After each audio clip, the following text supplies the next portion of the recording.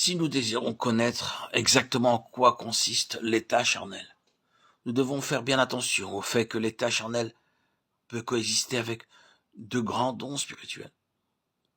Souvenez-vous qu'il existe une grande différence entre les dons spirituels et les grâces spirituelles. Beaucoup de gens ne comprennent pas cela.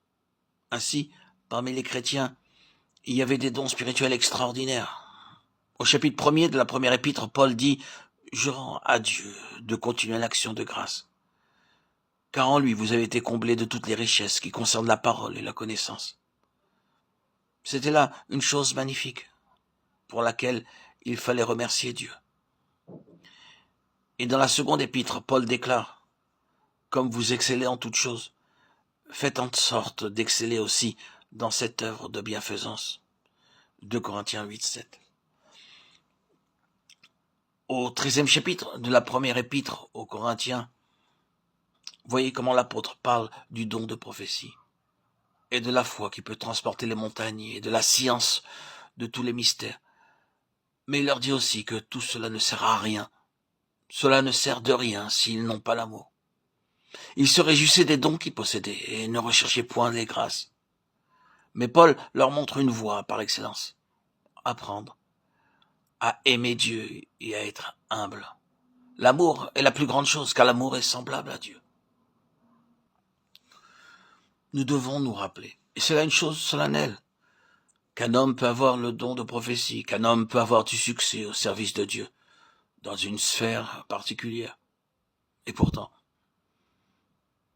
par son esprit de jugement, son orgueil, et d'autres choses encore, il peut donner la preuve que si ses dons spirituels sont remarquables, il ne possède pas les grâces spirituelles. Prenons bien garde que Satan ne nous leurre pas avec cette idée. Mais je travaille pour Dieu et Dieu me bénit et les autres me considèrent et je suis en aide à bien des gens. Bien-aimés frères en Christ, le fait qu'un homme charnel puisse posséder des dons spirituels est une chose extrêmement solennelle. Et l'homme le plus zélé, celui qui remporte le plus de succès dans l'œuvre du Seigneur, peut avoir à s'agenouiller devant Dieu et à se poser cette question. Est-ce que moi-même, malgré les dons que le Saint-Esprit m'a accordés, je ne pêche pas par manque d'humilité ou d'amour ou de pureté ou de sainteté? Que Dieu nous sonde et nous éprouve.